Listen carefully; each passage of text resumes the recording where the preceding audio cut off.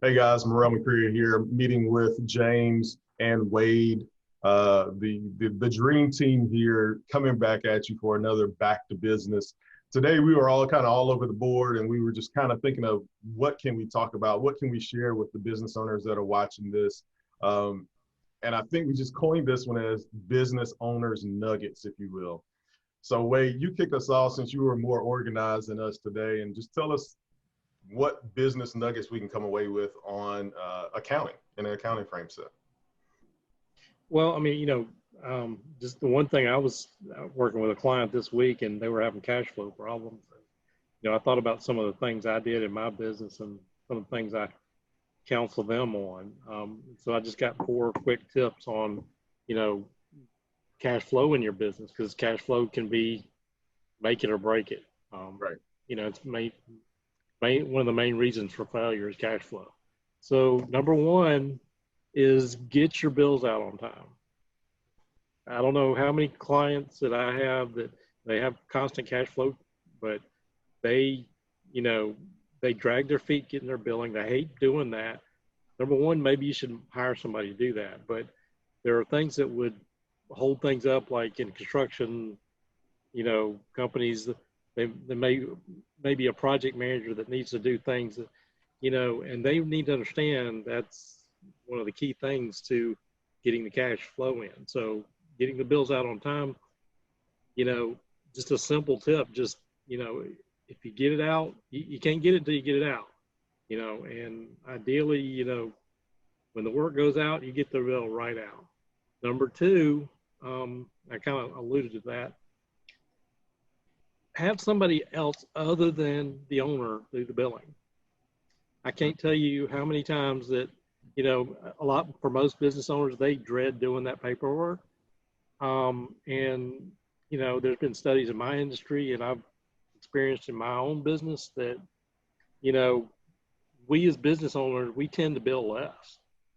When you have somebody that's outside of that, they will go ahead and put that bill in and, and bill what it is actually worth. So, and make it that their job to do that, tie their performance and bonus, those things to it. But, that's one of the things that kind of helped propel me is having somebody other than me doing the billing. Let me tell you, that kind of spins into a video I did this week about the best hire. One of my best hires, I feel, is an account manager that can take that billing burden, that headache away from you so you don't have to worry about it. It kind of lets you do your thing. So I totally get that. Okay. Number 3, this is pretty simple, but following up on collections. I mean, you got to have a process, but so many people get behind and they, or, your customer get behind in paying you and you don't say anything about it. They'll drag you out longer and longer. Have a process, build a process. I mean, we have a letter system. Like if somebody's late, first time we have a courtesy letter, and then there's 2 letters after that, where you're, trying to progressively push them a little harder. But Right. The one thing that sometimes the easiest way to get money out of people is pick up the phone. Most people, when you pick up the phone and say, unless they're completely strapped and don't have any money, you pick up the phone and say, you're a little late on the bill. Most people are too embarrassed. They'll pay you right on the spot. Right. Okay. And then last thing, and I don't know if I'm out of time or not, but, follow a regular payment schedule. If you're having cash flow problems, typically like in Profit First, we talk about the 10-24 rule with, pay bills on the 10th and the 24th, but have a regular schedule when you pay people. And that gets you out of that reactive cycle to your cash where you can plan for it and, be proactive. So those are my 4 quick tips on cash flow, increasing cash flow in your business. So quick question in that regard, Wade. I just finished a book, and part of that book was talking about how IT companies, and I guess other companies and industries do it too, where they kind of act as a bank for their customer. Exactly. We've kind of tried to get away from that as much as possible, but we've got, probably 5 or 6 customers that will approve an order. And then, I mean, they pay on time, which that's not an issue, but we have a different process now where, we send you the quote, you approve the quote, you pay for the quote right then. So we're not sitting on cash trying to, get that recuperated, I guess, back into our accounts. What do you think about that concept? I mean, is that still widely used, or you trying to coach people out of that as well? We definitely agree on trying to get money up front if you can. Bill ahead, and you'd be surprised how many people, that's the way we work, and people accept that. They don't expect to get something for nothing. Gotcha. Maybe you don't have to, if you, depending on what the service is or whatever, I mean, payment on delivery. Right. It works. So. I mean, and also think about that as a business owner yourself. I mean, if you're flush, you're a little extra flush that period, and you're making that improvement on the piece of equipment or whatever it may be, well, right then, why not take money from me? Because I want to pay you, because I got the extra cash to do it right then. I'm thinking about it. That's why I'm calling you and buying the thing. So hit me right then. Also, I guess I need to reevaluate our relationship, Morrelle, because I've never got anything on credit with you guys. I've always had to pay up front. So hey man, I appreciate you. You are one of the few that kind of go with the new process. And some of these other ones, I try to tell people, look, it's like turning the Titanic. You can't turn the Titanic on a dime. You kind of have to gradually work that into their process math. And like I said, for 5 or 6 customers, I typically don't mind, but it's getting to the point now where, just yesterday, it was a $4,000 quote that came through, and they sent me an email that says, yeah, go ahead. And I'm like, hold up, that's $4,000 I got to sit on for, 20 days until I get paid. This is Bank of Ramtech's closed, Yeah. Yeah. So, you tell people, you'd be surprised. I mean, same kind of thing. It took us, probably 5 years to kind of evolve into that model. Right. You do it gradually, and everybody new coming in, that's the process. Yeah. I mean, for the new folks that come into the process, they have no problem. Yeah. It's trying to, train an old dog a new trick. So, right. No, I get it. Yeah. So my business nugget, I guess, for today is, I just finished this book called Video Marketing for IT Companies, basically. It's written by, I'll give you guys the author's name. It's written by Scott Millar. I just finished it last night. I was telling you guys earlier, I bought a Kindle so I could read without distraction. In this day and age, we've got smartphones and tablets, and all that stuff is great. But sometimes you just need some quiet time from the alerts and just some time to chill your mind, So I bought a Kindle and I just picked it up and started reading. And I finished the book in a week, and it was really great. So part of that is the marketing piece that, IT guys aren't really good at. So for me, what I've been finding is there's a challenge in this book that says, hey, look, if you can do a Facebook Live on your business page for 30 days, and then follow up on that and follow up on the people that liked your video, and go in and make sure you like their comments and ask them to share, you will find success in that. So I started looking around, just kind of poking around Facebook and looking around YouTube, and there's not a bunch of IT guys that are doing this. So I'm probably letting the cat out of the bag with this video, but if they watch this long, they deserve to be in on this marketing tip as well. So marketing tip for industries, not just IT, any industry. Go look and see who's doing Facebook videos or YouTube videos. And if they're not doing it and you're good on camera, go do that. Take the challenge was to take, no more than 90 seconds to talk about some topic, right? And don't make it all businessy, make it, you can squeeze some things in there about industry, but don't focus on, for me, it was like, don't focus on IT, focus on who Morrelle is, right? Who is Morrelle and what makes him drive, and then, a lot of the nuggets that, Wade just talked about too, with the accounting piece, to kind of touch on some of that as well in that book. So it's a good book, go read it. Now let me spin it back to the nerd side of the fence, because that's my inner child is a nerd. We are seeing a lot of customers calling about phishing attempts. And basically, a phishing attempt is when you get an email that looks like it's a legitimate email, but it's not, right? I might get an email that's from Wade and it says Wade Carpenter on it, and he's asking me to send, $1 million to his Nigerian family. That's not Wade asking me to do that. So 2 quick ways you can tell it's not Wade. Pick up the phone and call Wade. Say, hey, did you want me to send this money to your Nigerian family? And right? And the second tip, right? The second tip is so easy. The first one is so common sense. The second tip is to look and see if it actually came from Wade. Because if you hover over the name, it tells you where it came from. So those are 2 quick ways to identify. We worked on a couple tweaks in Office 365. So if you guys are an Office 365 customer, you can do it too. It's free. You can put the external sender banner on emails that are outside of your domain. And when I say domain, I mean outside of your Carpenter Company CPAs, outside of your insured CIG domain. You can put a banner that shows it was sent from outside, and that should be your 3rd trigger, right? So you got 3 ways to prevent phishing. But there's really, it's just like regular mail. You can't stop someone from sending a letter to your address, right?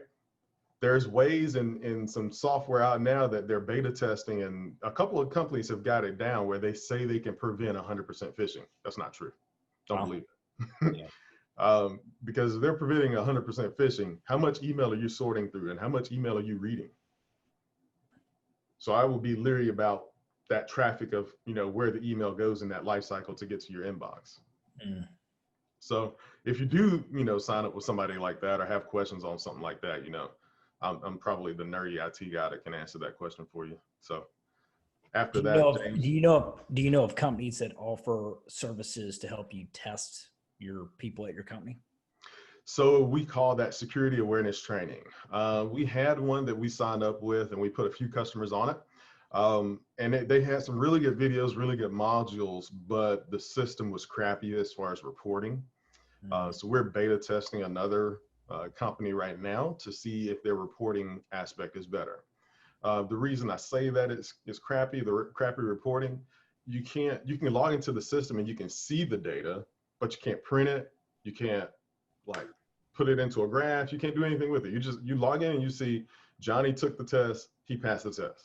Susie took the test, she failed the test. That's it. I guess you could screenshot that, but yeah, that's a lot of work. Yeah, I had a carrier that used to do that. They would send fake, phishing emails from them to test people to see if they would click on it. If they did, they'd be like, "All right, here's your link. You got to take this video. Take your test because you let it get you." So I think that's a good service. I'd love to see that too. Yeah, that's my people. Yeah. All right, so James Chapman Insurance Group, my nuggets for the day. Number 1, have an outstanding insurance policy for your business. Right. Now, look, what is insurance? It's mitigating risk. Mitigate your risk. You take risk in many spots, right? But you have an awesome CPA that keeps you in line. You have a great IT professional. You have a good attorney that double checks contracts. Don't buy the cheapest policy. Maybe what you get that's great is the lowest cost, but don't focus on just rate. It's not a commodity. It's not buying just something at the grocery store off the shelf. Remember that. Also have conversations with your agent to understand your gaps. It's huge. You bust your tail to build a company, risk everything. Don't let potentially a few bucks a month in difference in premium determine what kind of protection's there if you come back tomorrow morning and your building's burned down, or somebody slips and falls, or, just any of the crazy things that can happen. All right. You're mitigating risk. Think about that. All right. You think about it when you're plotting something for the next project. How are you mitigating risk to your insurance policy? So number 1, okay, I'm an insurance guy. I'm going to tell you what I know. Business insurance. Other things, look, leadership. My biggest thing is I kind of think back, hey, what could, current James tell, younger James? It'd be leadership. Think about the values you appreciate about what, if you were sitting down and go, these are the values that we stand on. All right. I created my core values. I heard Zappos had great core values. I went over and Googled Zappos core values, and I cherry picked their core values and told my company it was our core values, because I was lazy. Stupid move. I didn't apply them. I couldn't have read them off to you. I didn't know what they were, right? Couldn't keep track. We never talked about them. And then I said, you know what do I value about the people here? What if somebody asked me, if a client came in, what can I say without a doubt, some things that I think my company stands for? And I wrote out 4 core values. You don't have to have 20. They're not on posters on the wall. And I started leading my company based off core values. We talk about them every week. I praise on core values. We correct issues off of core values. That's what drives my company. And it makes me feel so much more stable. It's core, right? It makes me more stable and more confident in who we are and what we're doing and what we stand for. Have core values. Yeah. Is it going to make your head hurt? Absolutely. But take a minute and actually think about it. Like it's your future. Next thing I'll tell you is, when it comes to your people, share your vision. Share your vision. Sell your vision. You love your company. It's your baby. Your people that work for you, it's not going to be their baby unless you make it their baby. So have good core values they can stand on, and they see in you and you see in each other. Have a vision about where you want to go and marinate on that, man. Make it real and share it with them and make them fall in love with that idea as much as you're in love with it. And then lastly, have a plan. Like, to have that vision, you got to have a plan. So think about the vision, share where you want it to be, and then bring it back realistic to today and say, okay, now here's the plan for us to reach that vision. Right. And go into that vision, we're going to have these core values. This is going to be our guiding light as we go from the vision out there. Here's the plan of how we get there. And our guiding light is our core values. And if you do that, it's amazing how much more as a unified front, as a team, you'll work through it. So that's my nuggets for the day. Apply that. I think you'll see much more difference and excitement, not only in your team, but yourself. All right. So we all kind of have a generic one-liner that we kind of use as a team here. And I'll give you guys an opportunity to share your one-liner too. So go ahead and get it in mind. The one-liner that we have here at Ramtech, and it's on everybody's monitor except for mine, it reads, if you didn't document it, you didn't do it.